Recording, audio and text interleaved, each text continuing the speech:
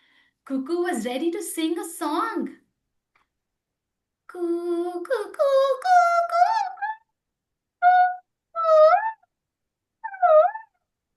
And all the birds were so mesmerized by its melodious voice.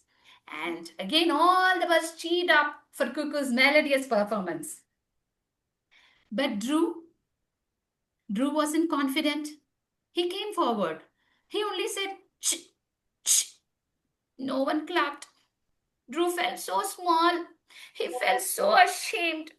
He flew to the top of the tree and he sang to himself, "Flap, flap my tiny wings. Why can't I do big, big things? Tap, tap my little feet. Will I ever be unique?" He was so sad.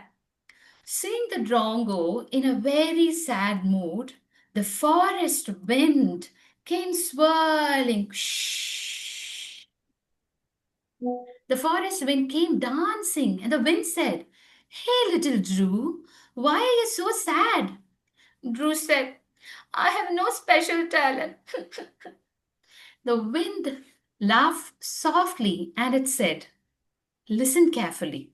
Sometimes your talent is hiding inside you." And wind whispered into Drongo's ears, "Observe, listen, and try." Now Drew obeyed to the wind like a very obedient child. Now forest sounds came. He heard a lion roar from far away distance. Rah! Now the lion observed it as the Drongo observed the sound carefully and he tried. Rrr. He wasn't satisfied with the sound. Now he tried again. Roar! Much better. But it was not satisfied. It was not satisfying. So he kept trying again and again. This time he cleared his throat and gathered up all his energy and roared louder.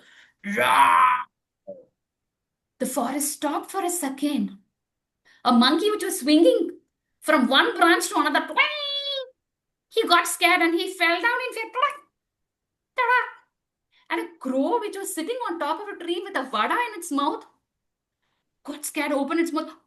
The vada also fell down. Now the elephants which were walking up to the river, they just froze and blinked. Now Drew was very happy. He was watching all this from top of the tree and he said, "Aha! Did that sound come from me?" Now Drew became so happy. He sang and danced in excitement. You know what he sang? "If you hear a lion roar, say roar. If you hear an elephant trumpet, boom. If you hear a hen cluck, cock, cock, cock, cock, cock, cock." Drew can copy every sound. Ha ha ha. Tan-na-na-na, tan-na-na-na-na. Hey, chaka, chaka, chaka, chaka, cha. Dinga-danga, Drew the Drongo, forest hero. So now Drew the Drongo became the hero of the forest. Yes. So now that Drew found out his hidden talent, he was the happiest bird in the forest. But one evening, danger came. A fox, a big fox, entered the forest. He wanted to steal eggs. So all birds were scared. The birds flapped the wings in fear, almost trembling. They hid in their nest, shrinking their body as much as they could. But Drew, he came out. He took a deep breath. He flew high, sat on a branch, and made a loud roar. Now the fox stopped. The fox turned to the left. He couldn't see any animal. Next, he turned to his right. No one in his sight. His heart was beating fast. Lub dub, lub dub, lub dub. And then slowly, when the fox was about to keep his next step, Drew added, "Whoa!" That's it. The fox froze. His heartbeat almost raised. Then came another sound.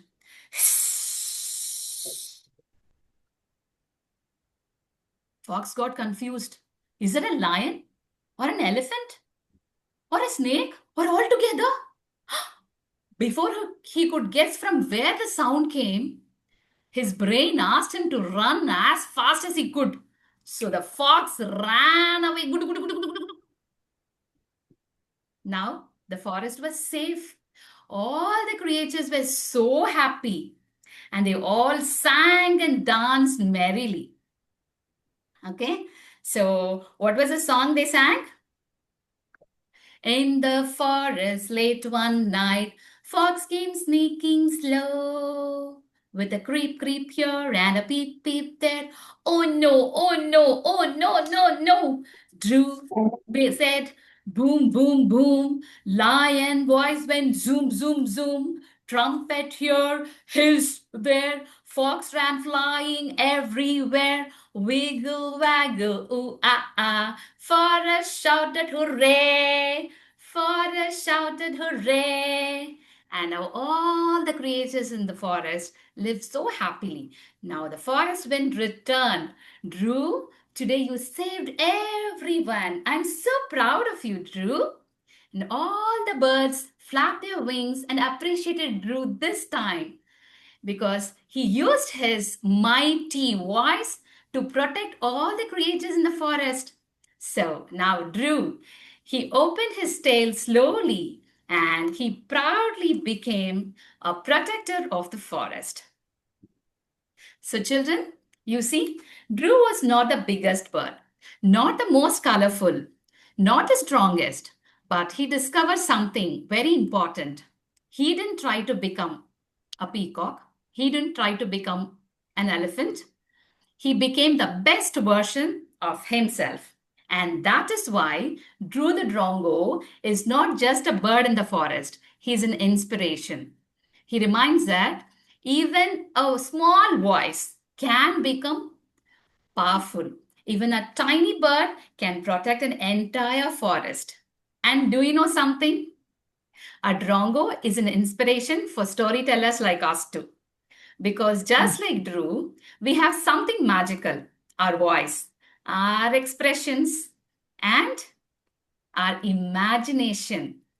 So from today, if you ever feel small, remember Drew, because Drew has a very small voice, but a big impact. So small storyteller, big imagination. Drew the Drongo. So that's my story. Thank you, Prabaavaty, for that lovely story. And we love the hand movement, actions, and the singing that went along with the storytelling. It made it very extraordinary and very, very attractive for the kids to listen to your story. Thank Now, you. does anybody else want to contribute to anything you need to tell? Lovely expressions, wonderful storytelling, Prabaavaty. Thank Really you. enjoyed it. And all the puppets coming in and the expressions, Yes. and singing, everything.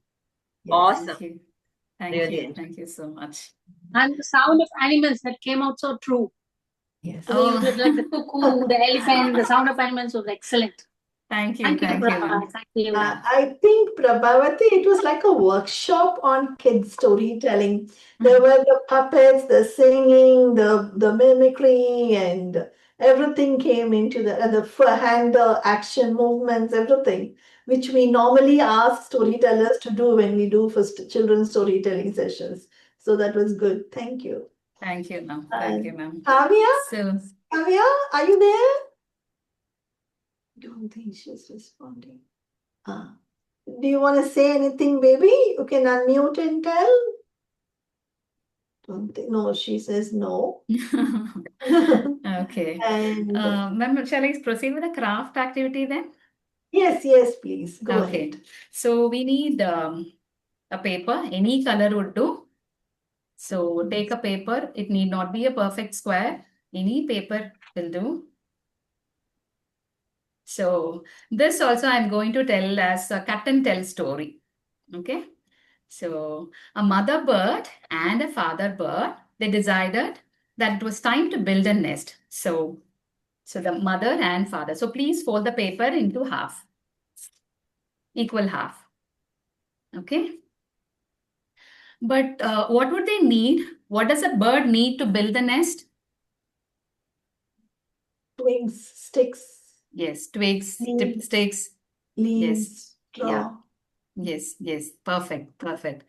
So you see, the birds, they went in search of all the natural elements. As we we go to shop and buy all the materials, but the birds, they are actually natural recyclers.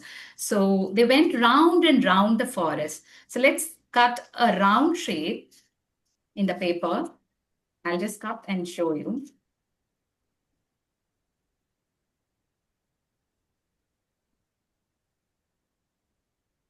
A round shape like this. After folding, we are going to cut it into a semicircle form.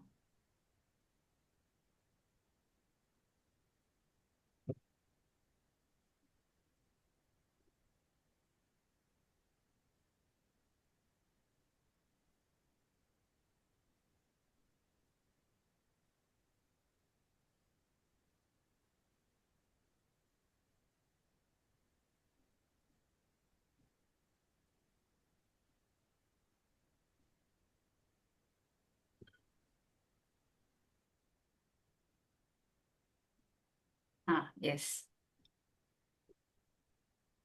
Okay. So after building the nest, the bird was ready to lay its egg inside the nest. So the bird lay an egg and it carefully tucked the egg inside the nest. Okay. See, the mother, she always sat on the egg, no matter whether it rained or it was a heavy storm or whether the sun was shining brightly. She always sat on the egg. Okay. While she waited, she made friends with two bugs. So let's draw two bugs on either side. Just like this. Okay. On either side. On the other sides like this.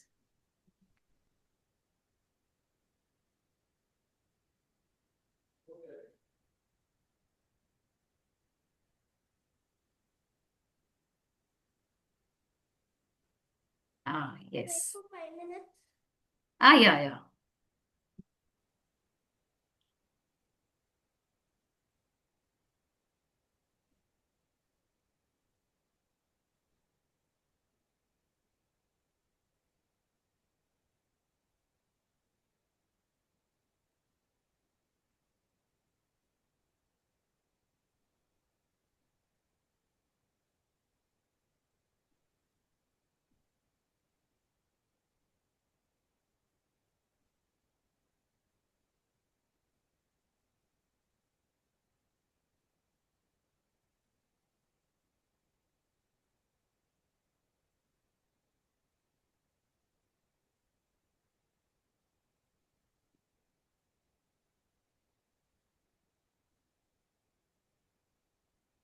Yeah, done.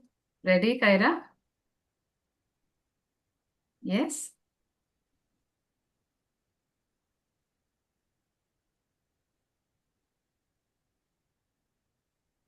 Okay, after some time, she heard a tiny crack. So I'm going to cut here. See? Here I've cut a small cut. She heard a tiny crack. Near the insect. Yeah, near the insect. Okay? Yes. She looked down and heard another big crack. Okay, I'll just draw and show you how to cut.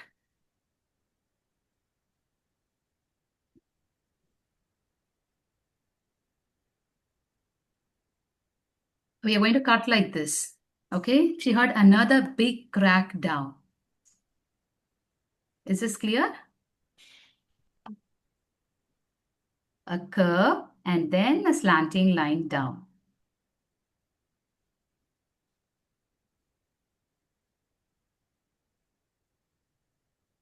I cut it.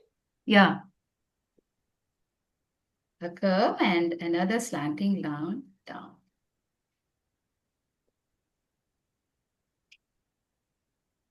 Do I have to cut it? Yeah, you have to cut that also. Yes. Ah, yes, exactly. Yes, see? This is how we are going to cut. Like this. Yes, yes, yes.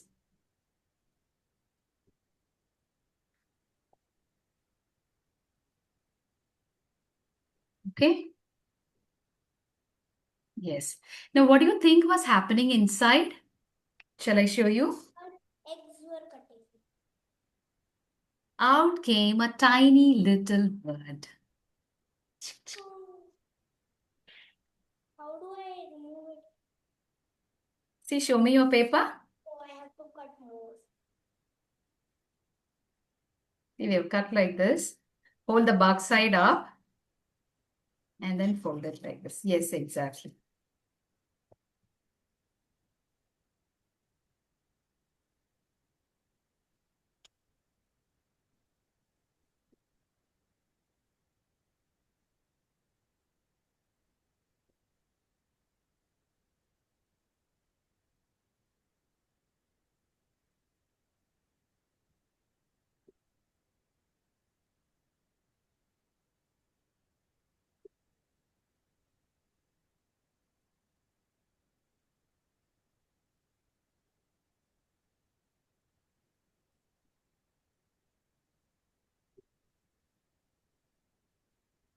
That's it. Our bird is ready. Okay.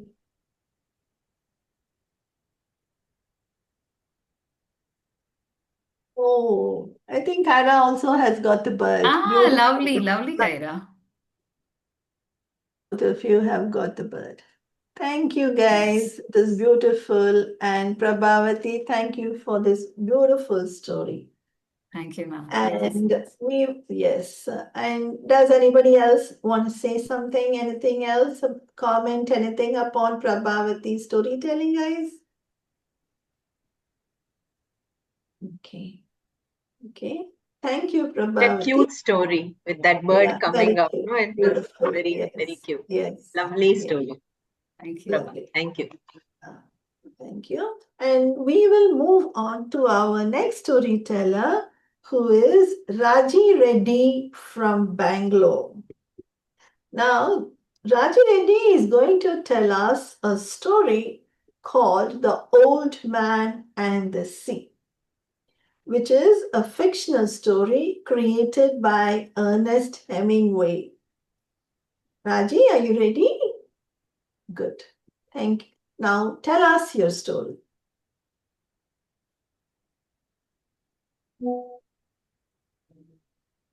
You have to unmute yourself, Ma. Let's begin the story. Yay! All of you ready? Yes. Yes. Can you hear this music? All of you hear the music? This story, all of you ready? Let's go. We are tired of the heat in the south. Summer is beginning. It's becoming very hot. We cannot stay, right? So let's go somewhere. Let's go close to the beach. Yes, which is also equally hot. But still, it's somewhere a little far away, close to North America, Cuba. The story is somewhere happening in the Gulf Stream near Cuba. And Ernest Hemingway was an American author who wrote the story after the Second World War, when the Second World War got over, and the world was going on some kind of a depression could have been. So Ernest Hemingway threw out his book to the world called The Old Man and the Sea. And 1954, he won a Nobel Prize for this work because this little tiny book is called a novella. A small story also is called a novella. This tiny little book brought in so much of confidence, so much of courage. It gave so much of people to believe in themselves to fight back those situations. All this was just the miracle of one tiny little book which Ernest Hemingway wrote, and he won the Nobel Prize in 1954. This little book has three main characters. One of them is Santiago. The story is from Santiago. He was an old fisherman. He was 70 years old, probably could have been. And there was a young boy who was in his teenage. He's called Manolin. And there is a huge fish called Merlin. This is Merlin, a huge fish. It's also a swordfish. And it is said this could weigh up to 900 kilos, say 1,000 pounds also. So from 100 pounds to 1,000 pounds. A huge fish could weigh this much. It's called a marlin fish. These three form the three characters, the main characters of the story, the old man and the sea. Now let's delve into it and know why, what made this little tiny 96 pages book to win a Nobel Prize in literature. What could have been it so very different from others? Let's start. Yes. It was early in the morning. Santiago was on his cove. He was waiting in his hut. And he got up. Is the sun rising? Oh, yes. Looks like the sun is out. Now I have to wake up. So he was just about stretching in his bed. Came running the young boy, Manolin. He said, Santiago, are you awake? Santiago, are you awake? Yes, I'm out of my bed. I'm getting out. What do you think you want to drink? Tell me. Can I get you some tea or porridge? What is it you want to drink? Santiago said, anything that you could make. Bring me anything, whatever is ready for you. Santiago was a young boy who was asked by his parents to go with him, with Marlin was a young boy who was asked to go with Santiago because the 70-year-old, he had all the experience of fishing.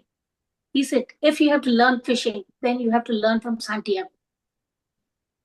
And so his parents had sent him. He was an assistant to him. It has been 84 days now. Every day they would go into the sea, into the waters and come back. But they would not have caught a single fish, but were a few tiny ones. So now his parents said, I think Santiago is now an old man. He does not have the charm. He does not have the strength to pull back the oars and to pull on the bait.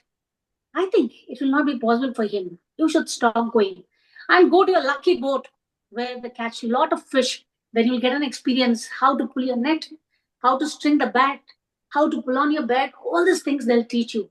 I think he's not a lucky man. He's very old. He has no charm now. But Manolin did not like it. He loved this old man. He said, how can I do that? Then he came back. After some time, he came back with tea and offered Santiago, please, this is your tea. Please have some tea. So while he was having some tea, Santiago said, I think you should go now. Oh, but I don't want to go there, You should go. You have got onto a lucky boat that will teach you tricks of fishing. You should just carry on. Yeah, I don't want to go. You know what? I'm a little boy. I just have to listen to my parents. How would it have been if I was to with you? It's okay, but there's so much to learn from you. And let's discuss a lot of baseball.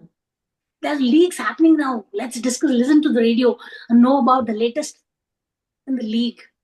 Santiago said, that's fine. We can always discuss in the evening. But your parents have asked you to go to the lucky boat. I think you should go there. Oh, said Manolin. And then he ran. He said, okay, then I'm going. It's time. I think the boats are all going into the sea. I think I must go now. So he ran away. Santiago, the whole day, he was a little dull. He would not go. Then in the evening, Manolin came back and said, did you go to the waters? Santiago, no, I didn't go to the water. I didn't feel like going. It's been 80 days and I've not caught a fish. Then he said, today I think I've rested my body and mind. Tomorrow, before the sun rises, I think it's going to be a completely different day. I am not going to come home without the fish. Whatever may happen, I am going into the sea to get some fish tomorrow. He said that. Then Manolin said, can I come with you? Can I also come with you? Even I won't experience it. Your parents have asked you to go to the lucky boat. I think you should go with him. I can manage all alone. You don't have to worry. Let's meet in the evening when I come back. So the next day morning when the sun was out, so even before Manolin could get up, Santiago had got up. He had taken his tiny little boat to take into the waters. Tiny little boat with a lot of... Then Manolin came running and said, "Can I get you some bait? Because you have to give to the fish." He ran, and there's a common place with a lot of baits. He got some sardines fixed on the bait and brought him 6 to 7 fishing rods, all kept ready and the bait ready. So here is all your thing. Then he put all his baits and the fishing rods into Santiago's boat. He gave him a net and said, "Here, I am giving you 2 little fishes in case if you are hungry. Please have them." So there were some salt fishes fried in salt. So he brought them, gave it to him and said, "I've kept it here. When you are hungry in the waters, please have this." And then he said, "Okay, bye, then see you. Good luck." So Manolin went back to his boat, and then all the fishes, all the boats which were about to go, all of them set ready, all of them get set ready. And then one after the other, now the sea was silent. It was silent. As they went into the sea slowly, they could hear nothing but just the sound of the dip of the oars. As the oars dipped into the water, only that sound came. And one after the other, hundreds of boats left into the sea as the sun was about to rise. Yes, all of them went into the sea, and each one took their own directions. Never knew who was going what. They went deep. Santiago also started taking his little boat, took his little boat, and he just took on his oars and kept going. Then there was a big wave. He tried to go over the wave so that he can go further, and he went over the big wave, and the wave pushed his boat much further inside. He could see no other fisherman. And he said, "I don't mind. I just have to keep going." Then he took his oars, and then the big wave, he went deep into the waters, deep into the waters. He could, after some time, he could just hear nothing but the waves hitting each other. The waves hitting each other, hitting each other, hitting each other. Just the water rushing. And after some time, he could hear some bubbles in the water, bubbles making sound. Then he said, "I think I am in the deep of the ocean." And then he separated all his baits and boats, 3 on this side, 3 on this side. One was almost 20 feet low, the other one was 100 feet low, the other one was 10 feet low, all on this side, all the 6 things, left and right, he said, and left all the baits down inside from his boat. Then he took his horse and just sat there thinking, "Let me see where the waves will take me." He waited for long.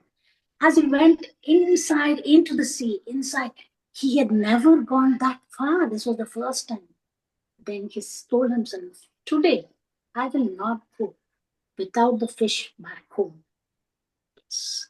It's been 84 days. All my life, I've never done this. Why is it happening to me? Today, I'm not going home without a single fish. I have to take home some fish in my boat and then only then go home. So the sun was setting, it was afternoon. And after some time, he just went inside into the ocean, into the sea. Nothing happened. Nothing. Yes, there was nothing happening. He said, "I'm not going to give up." The sun was sitting, scorching sun was sitting. His skin was parched because he was a fisherman all time in the sea and the salt water, and the sun is parched. His skin had become pale. He had wrinkles everywhere, except, the author says, Ernest, except for his eyes. He had the brightest eyes of a young man. He still had that charm. He still had that vigor to win, not to give up. And that was visible only in his eyes. Otherwise, you see, his skin, his everything had become old. People could make out. He was a very old fisherman who had led all his life in the sea. That was the only thing he knew. He knew nothing except fishing. So he went. It was afternoon then. It was around 4 o'clock or so. The sun was a little setting down. Nothing happened. He held all his oars and his baits and he was just walking. Then all of a sudden, from somewhere, there was a bird hovering over his head near his boat. A bird which came, yes, bird which came and hovered around his head. So the Santiago now said, "This is a a sign. This is a sign for me. There is a fish somewhere inside. And I have to get it. That was his lucky charm. Yes. He said, I think, why are you going around? He said, is there a fish inside? He asked the bird, do you see a fish inside? What's up? Tell me, is there a fish inside? Then he remembered, the fishermen, when they're into the waters, into the sea, they're not supposed to talk loudly among themselves or even to the waters or somebody. It'll disturb the fish and they just move away. That's another secret for fishing, says the author. So he just, what's happening? You don't see a fish? Because your eyesight is so much better than mine. Tell me, do you see a fish? I was asking him. He could see. There was his boat moved a little, got a jerk. The boat got a little jerk. He said, is that a fish? Could be, man. This could be a fish. Looks like. If this fish has given my boat a jerk, it means it's a huge one. I'm not supposed to allow it go. Then from the left side of the boat, he brought the baits and hung it on the right side, wherever he could see. Something was happening there. All he got it wrong. The 20 feet, the 10 feet, the 5 feet one, all the bait he hung in that corner. And said, come on, oh fish. This is food for you. The sardine, the tastiest fish. Come on, have it, man. Take it. Come on, take a bite. Take a bite. He was talking to the fish as if it would listen. We do not know it would listen or not, but that was a kind of confidence. That was a kind of perseverance he had. He said, I'm going to get this fish. He spoke to them. Finally, he could see his boat tilt a little, jerked a little, and then he could make out this was a fish. He was trying to eat the bait which he had given him. Yes, he realized there was absolutely no sound, but there was a little jerk in the boat, and then he realized, I think the fish is down below my boat. It would have caught my bait, the sardine. The sardine fish must be eating. He could have then, after some time, he looked deep with curiosity, looked into the water. For a second, he could see there was some pinkish and reddish water coming out. He was so happy. He said, you mean to say he started eating my bait? Is it the blood from the bait? Is it started eating the sardine? Where is it? Where is it? And he's not supposed to loosen his finger, his thumb. Because if he loosens his finger or thumb, then the bait will come down. He had to hold it tightly at the same time. At the same time, look for it. So from his right hand, he moved the bait, the string, to his left hand. And with both his hands, he held it straight. He held it straight and then peeked down into the water to see in case if there was a fish he could see. He could not see anything. After some time, he said, there must be something here. And he peeped in again into the water. He saw a purple, soft skin, a little shaking here and there. Just on top, he could see the fins or the tail could have been. He was just seeing. He said, oh, that looks like a fish, man. Is it a dolphin? Is it a fish? What was it? He didn't know. Then he tried to hold it straight with his hands. Yes, for a long time. It's almost more than an hour. He's been holding the I will not give up. Oh, fish, I know I pity you, but I'm not going to leave you because I want you back home. You cannot escape. I'm not going to leave you. I'm going to hold you strong. I'm not going to allow you to go back home. This is what I'm going to do. I am going to take you back home, man. I feel sorry for you. But no, I'm not going to leave you. Yes, you cannot escape from me. Look at my arms. Look at the strength that I have for all these years that I've been doing fishing. Do you think I'll let you go? I know you're very strong. I'm not able to hold it, but I will not give up. So he pulled his bait, the left string, whatever was there. He tied it to the boat, the corner of the boat. There was a rod sticking out. He tied it tightly. Said, I'm not going to leave you. With the other hand, he held the bait and said, it was paining. All his fingers were paining. His thumb and left. His first finger was paining, but he would not give up. He said, I'm not going to go home empty-handed. I want you, fish.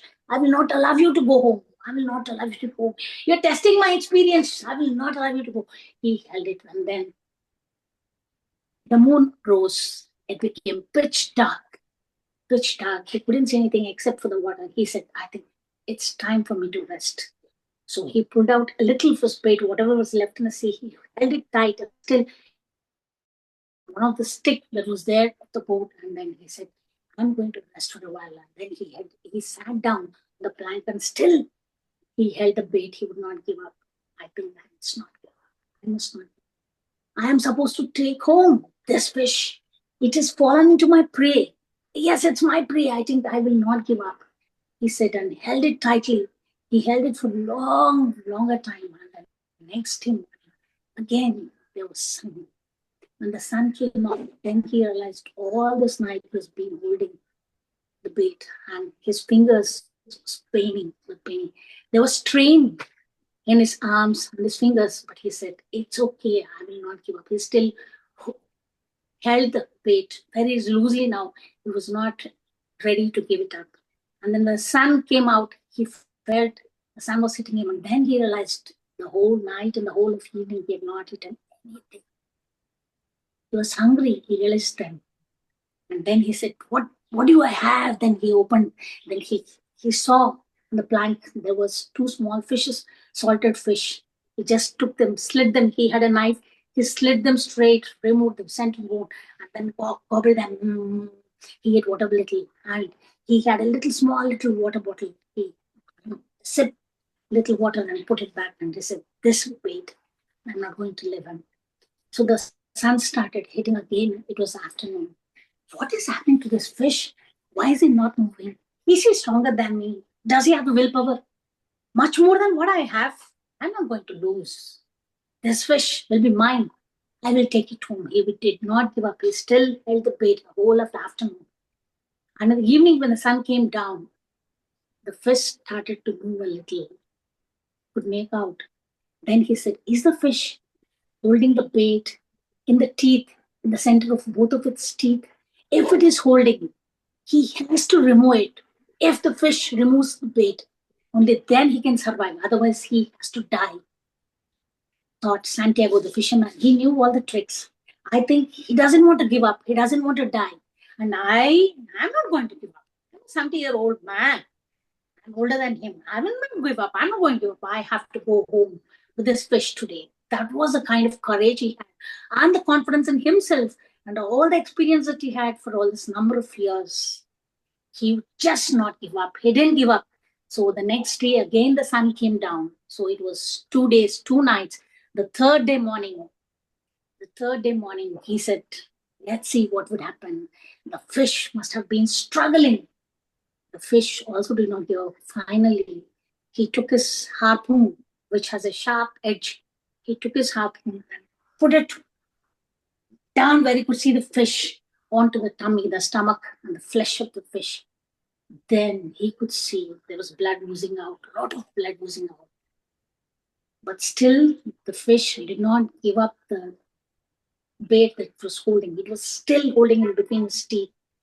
And he was so tired for the third day. He said, I think I'm going to. He pulled it closer and tied it to the other side of the fish and the other spool into the. And then he said, I'm going to rest. I'm so tired. My hands and legs are aching. My back is aching. I just cannot sit. And then he tied it and just slept on the plank on the boat. The whole night he was there. He has not eaten anything for 2 days, just a little water. And then when he got up in the morning, the next day, this is the third day, when he got up on the third day, he said, I think I should go home. What's happening? Then he could feel his boat was heavier. It was not like, he said, I think this fish is almost dead. I should drag him home. Yes, he realized the fish that he had caught is almost his now.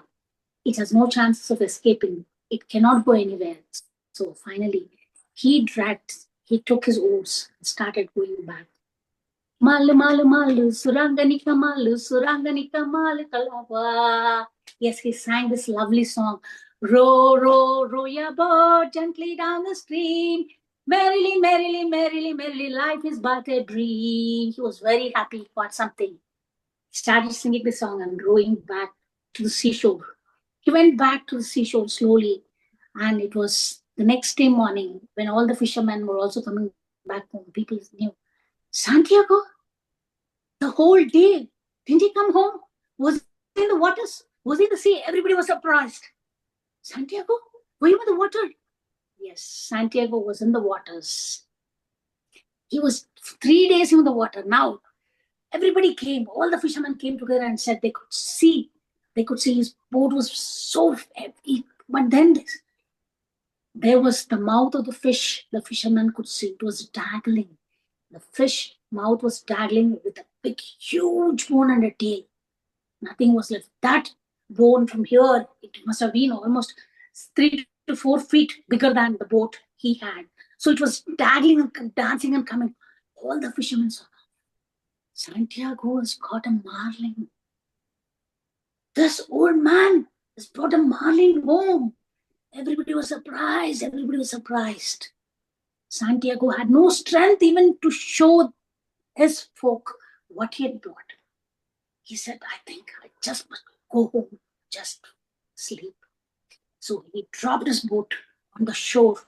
He pulled a little to take it to the cove. Cove is the place where most of the boats in the night are held under a shelter. Just dragged it a little, left it there. And he went back to his hut and slept. Smashed, yes. He just fell on the bed. Just fell on the bed. He was so tired. He just slept there. After some time, the little boy, Manolin, who was his favorite and adorable one, came running and said, Santiago, did you bring Marlin home? Santiago was fast asleep. He never opened his eyes. And Manolin thought, is this old man dead? What has happened to him? Is he alive? Is he dead? What has happened to him? He pushed the door a little open. He made the sound of the door. He went inside, close to the old man, put his chest, close on his chest, he put his ears, and he was breathing, fortunately. Then he said, this man is still alive. The old man Santiago is still alive. Are you alive? Can I get some tea for you? Santiago said, just leave me alone. I just want to sleep. Then he left him there. And Santiago, Manolin, ran to the shore when the whole of the fishermen folk were talking. Santiago has caught a marlin. Yes, he had caught a marlin, but in the 2 nights when it was there, all the whales and the big fish had eaten the meat of the whole fish. It was almost 1,000 pounds, or say 900 to 800 kgs. The fish was eaten away by all the fishes for 2 days. They had enjoyed it, except the tail and the head of the fish was dangling with this long, big bone in the center, making sound, kadak, kadak, kadak, kadak, kadak, hitting the boat. It was making sound. But then everybody, all the fishermen and the folks said, wow, Santiago, what a man he is. Appreciate his courage to stay in the waters for 3 days, and he's come back with a big fish now. Doesn't matter if there is no flesh. So what? He is proven he still is the best fisherman in the Lord. Wow, that was courageous. Everybody spoke high of Santiago. And Manolin was proud. He said, yes, that is why I would like to want to go to learn fishing only with Santiago, not with anybody else. So he went and spoke to his parents. Parents said, yes, Santiago is still the best of the lot. I think you should learn fishing only from this old man. From today onwards, you can go with Santiago and learn fishing with him, told his parents.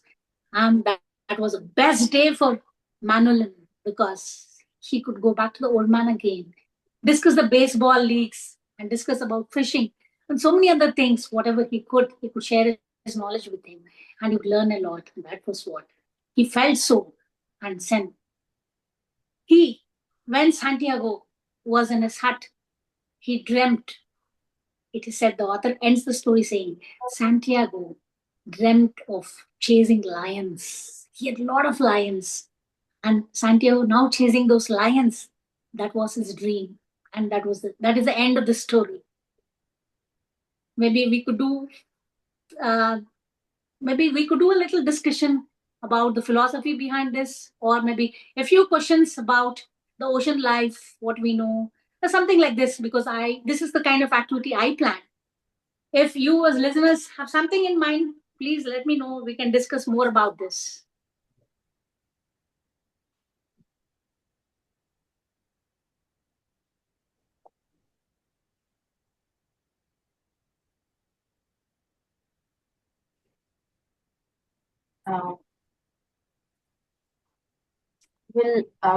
Would you want to show the pictures, Raji, and we can probably take the next teller, because we probably might be pressed. Maybe we can. I can ask a few. Maybe we can do a few. Yeah, you can directly questions. ask. Yes. Probably direct a question, and we'll Yes. take about two questions, yes, and Vasuki. we can. Yes. Sorry.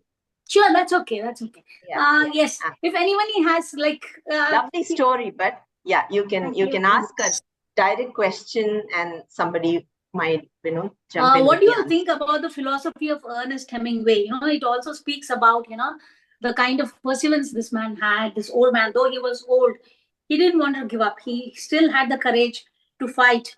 That was what the author wanted to show to us. So whatever age may be, wherever you come from, if you have the spirits to fight back, and you can always win. This is what the story speaks about. So if anybody has anything to say, did you all any kind in life feel anything about this? Did you all feel some kind of inspiring story like this? Also, it could be about man versus nature.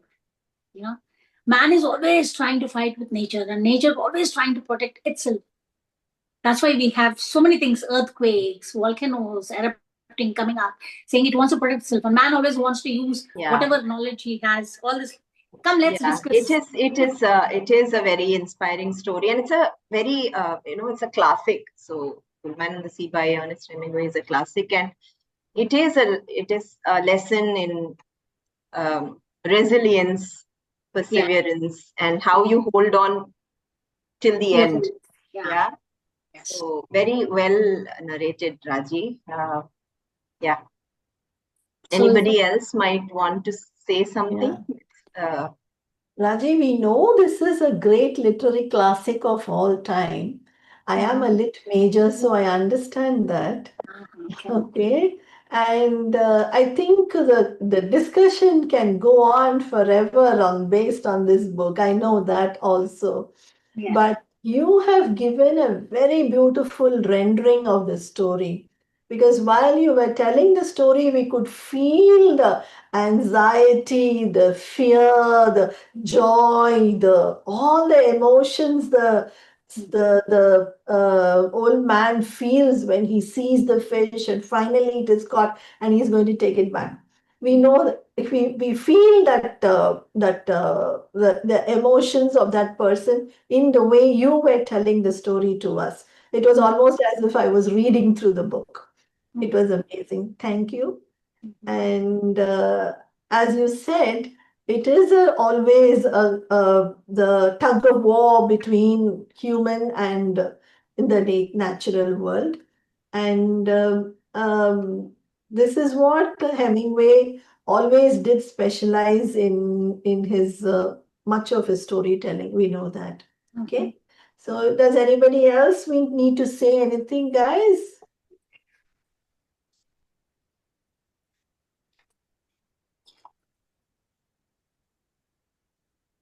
Okay.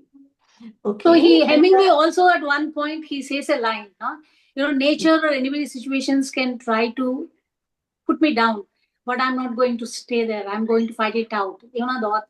He says, the fisherman says, Santiago says, though I'm so old, I'm going to fight it out, whatever situations come. I think we all of us need to learn from these kind of things, which are very helpful for us when we go a little low. How do we take situations and fight them out, find out what is happening around us, why is it so? These few little things, I think, yes, it does help. Absolutely said. Very truly. Rightly said, Raji. Rightly said. Okay. Thank you, Raji, for this rendering of that beautiful story. And we will move on to our next storyteller, who is Selina Eisenberg, all the way from Canada. Please, Selina, tell us about the little bear and the bees. We are waiting to hear your story.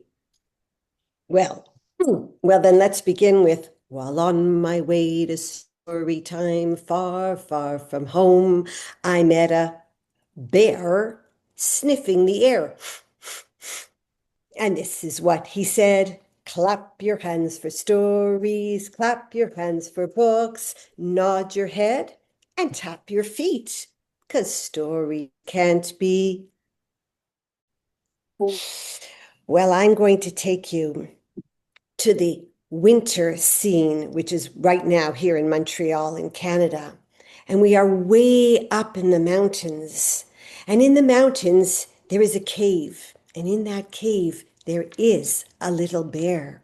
And that little bear is snuggled nice and tight between his mama and his papa. And they're fast asleep, because that's what bears do in the wintertime. But you know what happens sometimes in the winter? Sometimes the sun comes up on a beautiful day and it starts to warm the air, and the snow on the top of the cave starts to melt. Bloop, bloop, bloop. And little bear, in his dream, he heard that sound and he was curious. And he was getting really warm between Mama and Papa. So he opened up his eyes. And he saw what was making that noise. He saw that the snow was melting and dripping down, and there were icicles forming on the top of his cave. Bloop, bloop, bloop. There were drips coming down, and he thought, it's spring. I want to wake up.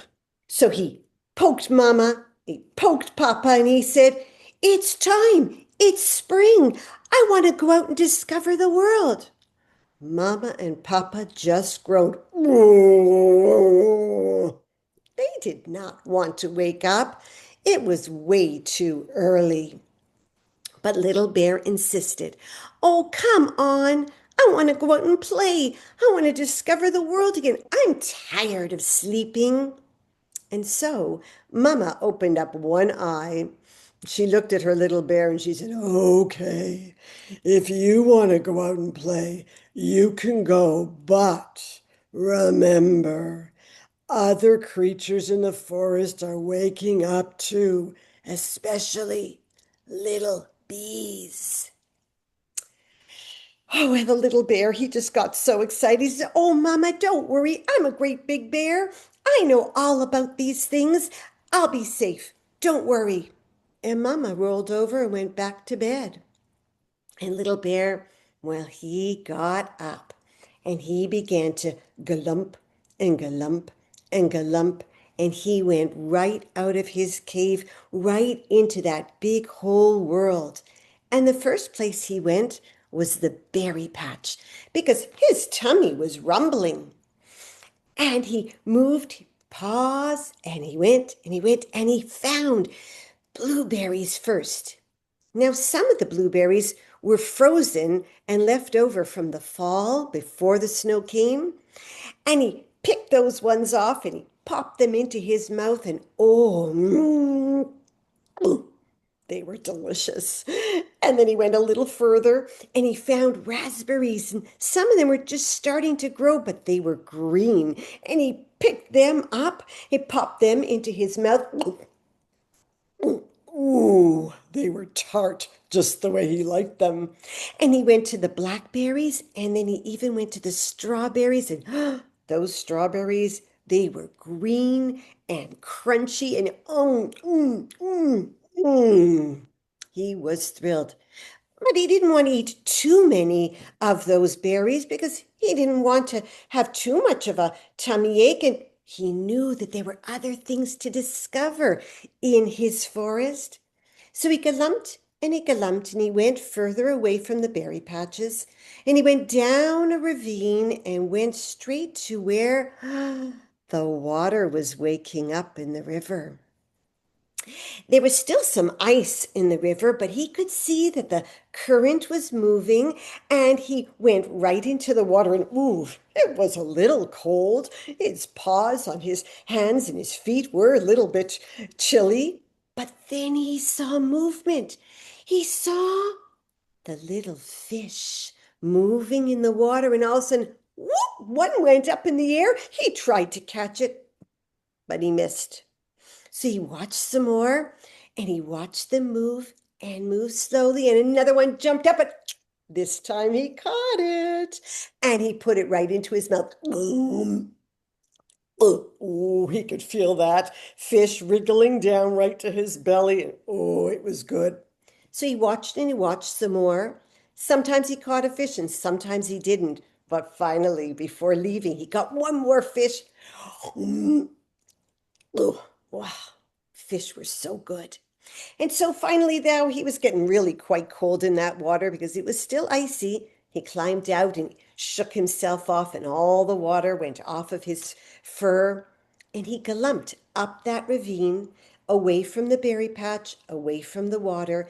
And now he went through the forest, and he remembered, last year, Papa took me to the edge of the forest.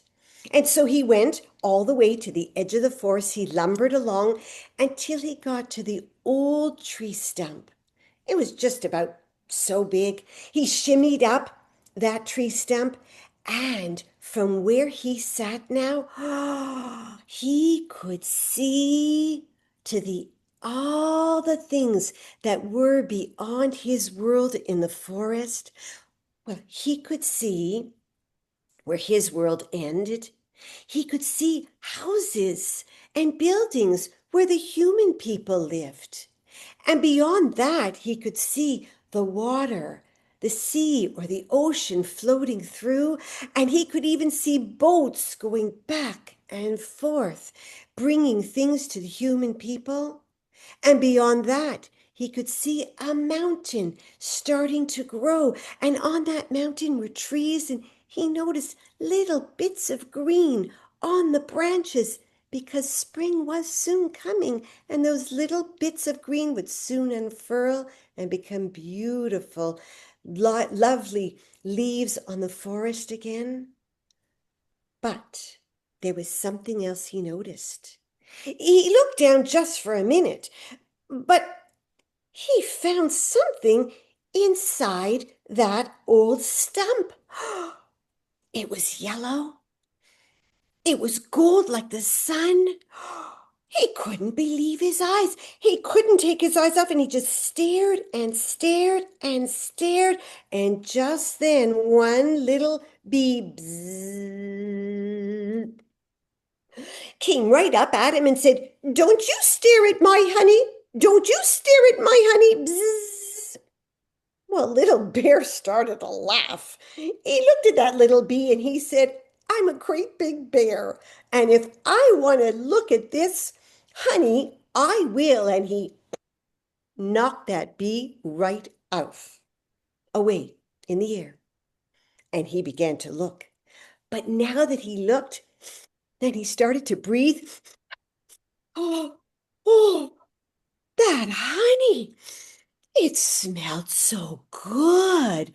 And just then, as he was sniffing, two bees buzzed right up. And they looked at that little bear and they said, "Oh, don't you sniff our honey? Don't you sniff our honey?" He looked at them and he said, "I'm a great big bear, and if I want to sniff, I will." And he pushed those two bees away with his giant paws. But now that he sniffed that honey, he just knew that he had to, yeah, you know it. He had to touch it. So he took his bear claw and he poked it right into that stump, into that honey, and he began to touch the honey. It was soft, it was warm, it was sticky, and just then, three bees bzzz, They buzzed all around him and they screeched, "Don't you touch our honey! Don't you touch our honey! No, no, no!" But you know what he said. "I'm a great big bear, and if I want to touch this honey, I will." And he took his bear paws, as you should too, and he pushed those bees away. Well, now that he was touching that honey, you know what's going to come next. He had to taste it. So he scooped up a whole bunch and he was about to taste it when 4 bees buzzed up, 2 on each side. Bzzz, bzzz. "Don't you taste our honey? Don't you taste our honey?" And that bear, well, he just looked at them and he said, "I'm a great big bear. And if I want to taste this honey, I will." He sent them flying and he tasted it. Wow! It was sweet and delicious. And now that he tasted it, he needed more. He took his bear paw with all 5 of those claws. He put them right in and he scooped up. He licked. He licked, and oh, that honey was better than the berries and better than the fish. But just then, as he was about to put his paw back in and take out some more, well, that stump started to shake and to rumble, and he dug his nails into that bark, and he just sat there, and he didn't know what to do. And all of a sudden, a great big cloud of bees came out of that stump, and they were buzzing so loudly. Bzzz. Not 1, not 5, not 10, not 45, not 68, not 77, not 100, not 900. Oh, there must have been 1,000 angry bees just buzzing. Bzzz. And one of them dared to bzzz. "Ouch, that hurts," said the bear. And he shimmied down that stump and he galumped away. And he went as fast as he could, and he galumped, but those angry bees, they were following right behind him, and they followed him right down to the river and back up the hill. And when he got to the berry patch, one of them stung him. Ouch! On his bum. And he ran as fast as he could, and he got to the mouth of his cave with those bees flying right behind him. And the noise was so loud, you could buzz if you want, just like me. Bzzz. It was so loud that it woke Mama Bear up, and she saw her little baby coming right at her and running into her arms, and she grabbed him, just like your mama would too. And then she put up her great big bear paw with her big, sharp, pointy claws, and she growled, "Stop, you bears!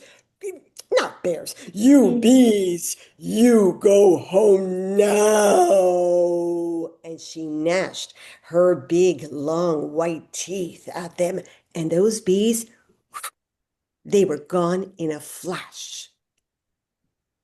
Mama Bear was holding her baby in her arms, and she said, "Oh, baby bear, tell me, where does it hurt? I'll help." And he said, "Oh, Mama, there's a stinger on my nose." And she took her bear claws and she pulled it out. And then he said, "Mama, there's one on my bum too." So she took her other hand and she took her bear paws and she pulled it out, blew it away. And then she said, "There, there, little bear. Now that all those stinkers are gone, tell me about your adventure before you met the bees." And that little bear, he told her about the berry patch and the water and the tree stump at the end of the world, just as I've told you. And Mama Bear loved all of his storytelling.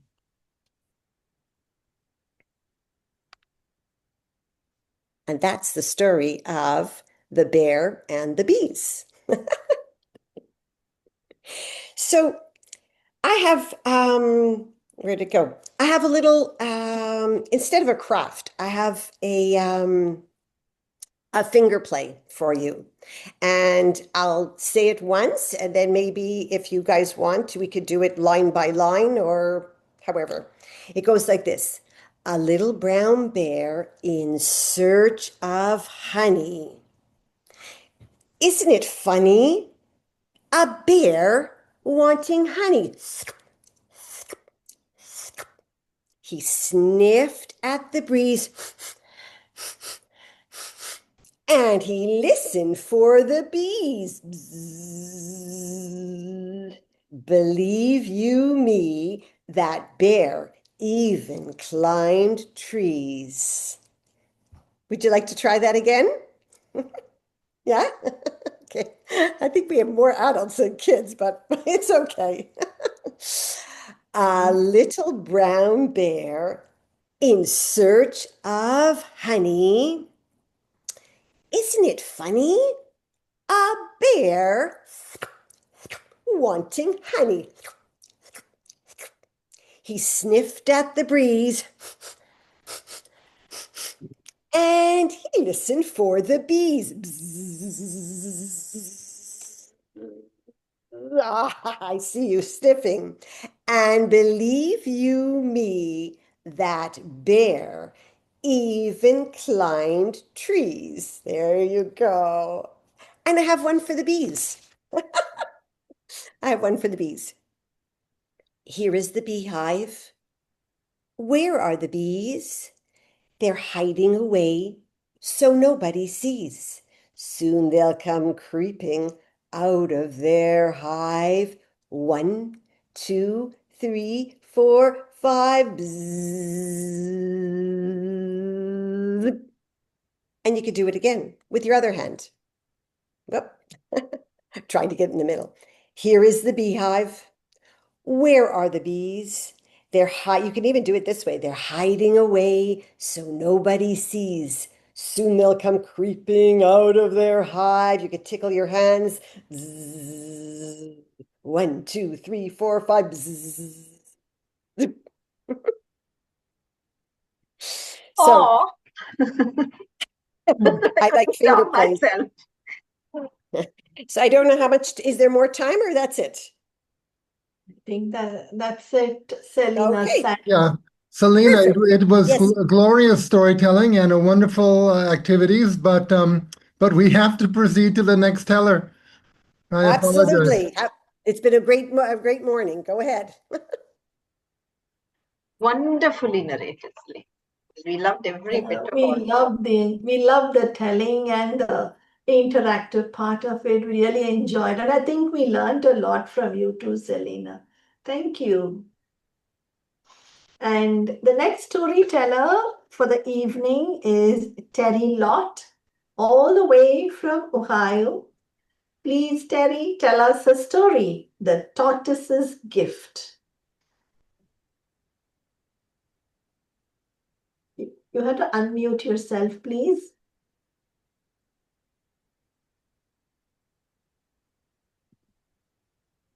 Hi. Well, I apologize. I'm going to sound a little raspy. Not only is it early in the morning here, but I also woke up with my allergies kicking up. So bear with me. So, in this story, if you are interested in doing so, I have animal sounds that you can make with me. And I also have a part of the story where we're going to call out our favorite fruit. So be thinking about what your favorite fruit is. All right? Here we go. It was a terrible time. You see, unlike the winter that I'm having right now in Ohio, it was summer, closer to the weather that you're having now.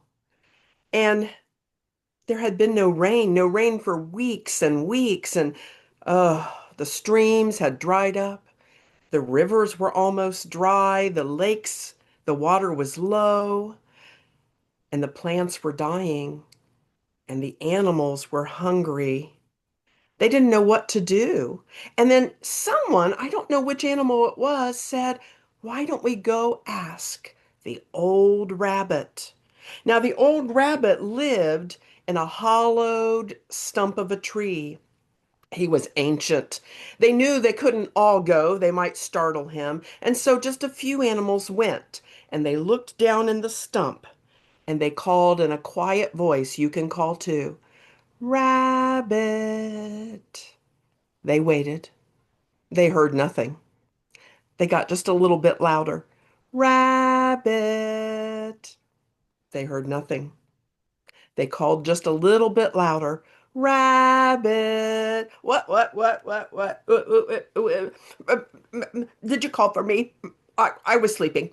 Why are you bothering me? "Well, Rabbit, do you know what's happening?" "Of course I know what's happening. Why do you think I was sleeping? I'm conserving energy." "Well, we're so hungry. Do you know of anything that could help us?" "Well, I seem to remember, might have been my grandfather told me a story about times like these when there is no rain falling, that there is a tree that grows all kinds of fruit." "Oh, that's wonderful," the other animals said. "Where is this tree?" "I don't know. I may have forgotten, but it's going to look like no tree like you've ever seen before. Now leave me alone." And he went back down into his tree. Well, the animals thought about this and they sent out searching parties. Some went north, some south, some east, some west, and they were to call out when they found the tree. And it took hours, but they heard the call and they all gathered. And here was a tree like no tree they had ever seen before. But when they looked up, there was no fruit. It had to be the right tree. And then one of the animals said, maybe we have to ask for what we want.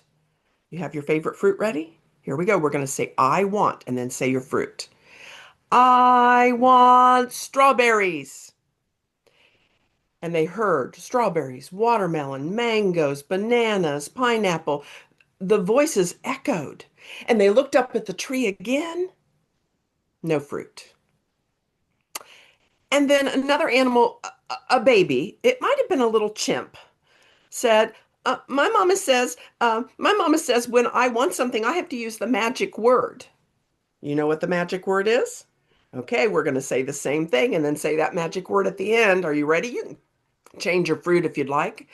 "I want strawberries, please." And then they looked. Nothing happened.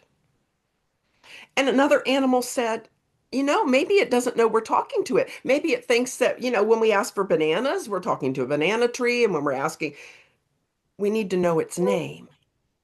But they didn't know its name. Would Rabbit know? Probably not. Rabbit told them everything they knew. Who would know? Old Mountain. Mountain had been there for hundreds and hundreds of years. Mountain might know, but who was going to take that long trip? That trip where there was probably no food and very little water. And then they heard a sound. It was a roar. I'm going to let you roar. And pushing through the animals was Lion. And Lion said, I will go and get the name of the tree." And all the people shouted, "Yay! Yay! Good luck, Lion!" And off he went. Oh, it took days. They were hot days with nothing to eat and very little to drink, but Lion finally made it to the mountain. And he looked up at the mountain and he said, "Mountain, do you know the name of the tree that grows fruit even in times of drought?" And the mountain looked down at Lion and said, "Awangalium." "Awangalium. Thank you, Mountain." And Lion started back. Now, Lion was so proud of himself, he was going to save his people. But sometimes you can be too proud. because Lion came to a great big giant rock. It was red in color, and he climbed up on the rock and he thought, "Oh, I am going to save the all the animals." And he roared, "Rah!" And he roared the name of the tree right out of his head. Oh. He walked back dejected, so upset with himself. He told the other animals, and of course, they were upset too. And they said, "What are we going to do now?" And then they heard thump, thump, thump, thump. Do you know what animal that might be? It was elephant. You can make an elephant sound if you'd like. An elephant said, "I'm big, I am strong, I will go." And off he went.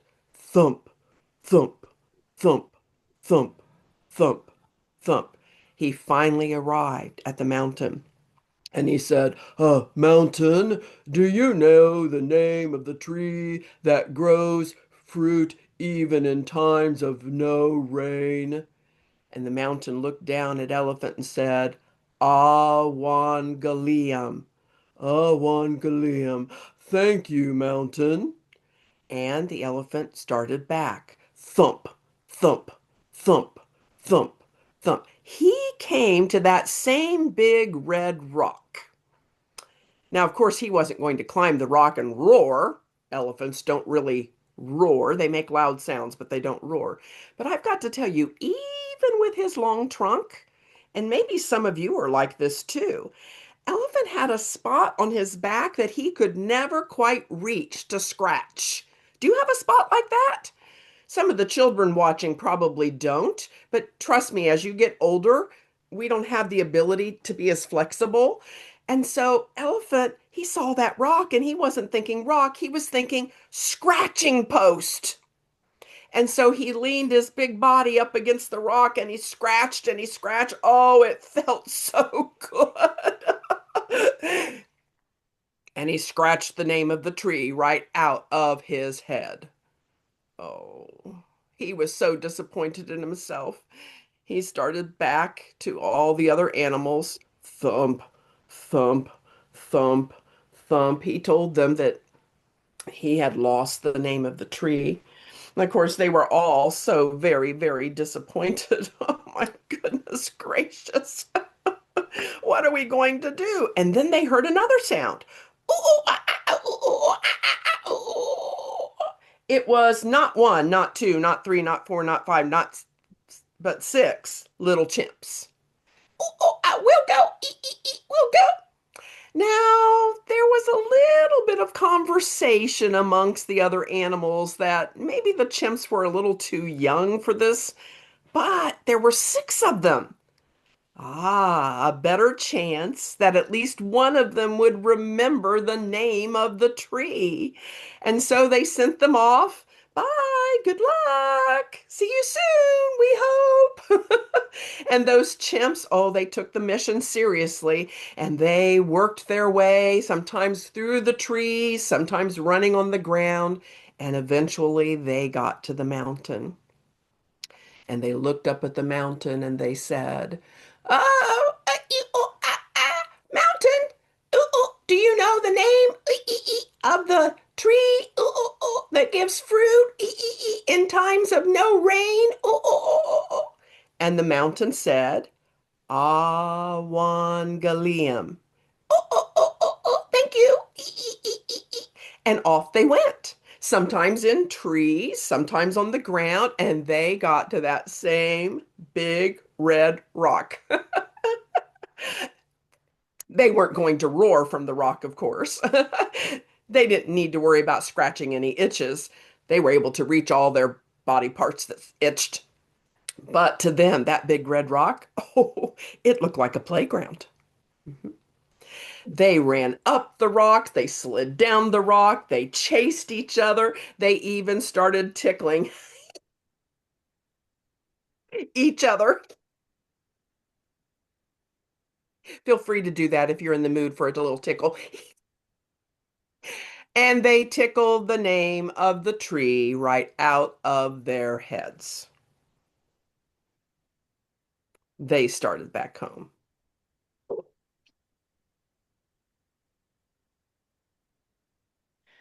Well, nobody else seemed to be volunteering to go until the animals heard a very soft, low voice. I will go. They looked all around. Who was that? I will go. And then they saw Tortoise. Now, their first thought was, oh, Tortoise. Tortoise is so slow. He'll never get there. But nobody else was volunteering. And so they wished him well. They waved goodbye. And Tortoise made his way slowly to the mountain. When he got there after several days, he looked up at the mountain and he said, "Oh, great mountain, I come to ask for help. The animals have no food. We have very little water. Do you know the name of the tree that gives fruit even in hard times like this?" And the mountain looked down at Tortoise and said, Awangalium. And Tortoise said, "Let me make sure I have that right. Awangalium." And the mountain smiled down at Tortoise and said, "Yes. Oh, thank you so much, mountain, great mountain." And off Tortoise went. But he didn't just walk home. He wanted to make sure he did not forget the name of the tree. And so as he went, slow and steady, he repeated the tree's name. And you can say it if you'd like. Awangalium, Awangalium, Awangalium. We won't say it any more than that, but just be aware that he said that all the way back for several days. He rarely stopped. When he got back, the other animals were surprised to see him. Did you find out the name?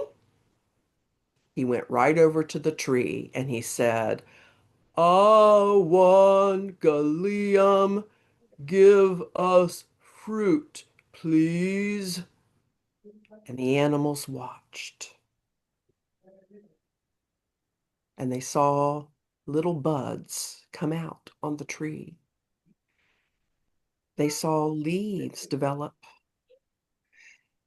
From the buds came blossoms. From the blossoms came every kind of fruit you could imagine, even fruits that do not grow on trees. And all the animals looked at Tortoise and said, "You should pick first." "I'd like some grapes, please." And grapes dropped down from the tree in front of Tortoise. He ate a few, and then all of the animals cheered Tortoise and said, "You have given us the greatest gift." And that is the story from Zambia, from the continent of Africa, called The Tortoise's Gift.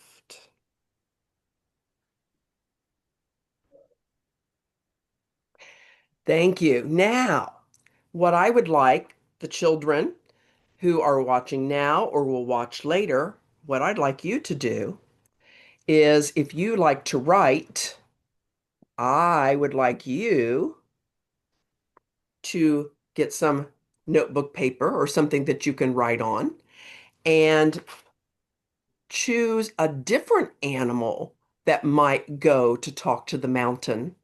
If you're not into writing and you like drawing, get a plain piece of paper and draw a picture of another animal that you think might volunteer to go to the mountain.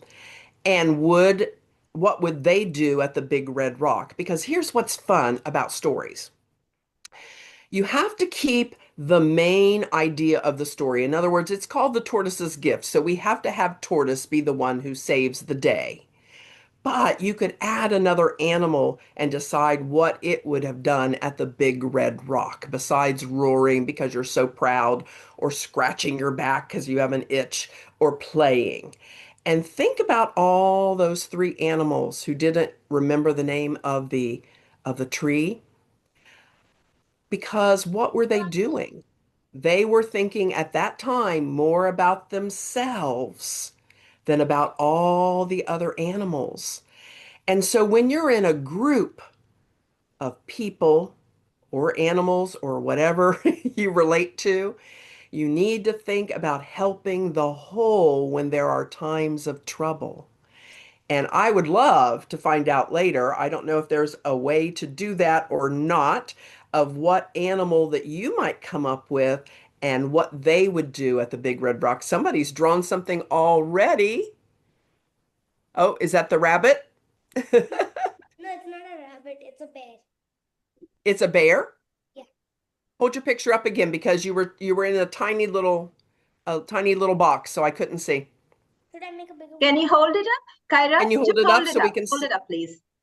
Like, There. Oh, and yes, of course it's a bear. All I could see was the ears before, so great bear. Did you draw that after Selina told her bear story? yeah. Yeah, okay. Well, if we added a bear to my story, I wonder what the bear would do at the big rock. What do you think the bear might do? Like cross the big rock and then go to and tell. I'm wondering, thinking of Selina's story, I'm wondering if the bear might go lay down there and take a nap. Oh, well, that's all I've got.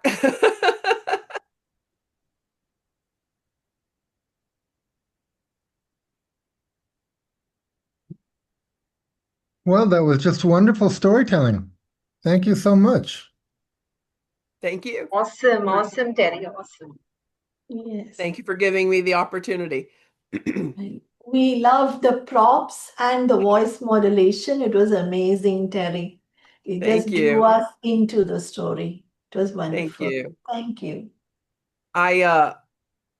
some people collect shoes or purses, and I'm saying people, but I'm mostly meaning women. I collect puppets, so I have currently 260 puppets. I think you have Yes, more than me. so see the tubs? I don't know if you can Yeah. see the tubs. Those all have puppets in Yeah. them. And then there are more on the shelf in my closet. More toys.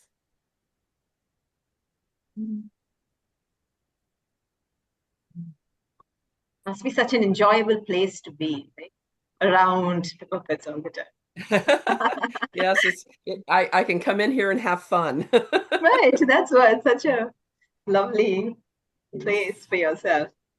Thank you so much, Teri. Thank You're you. welcome. Thank you.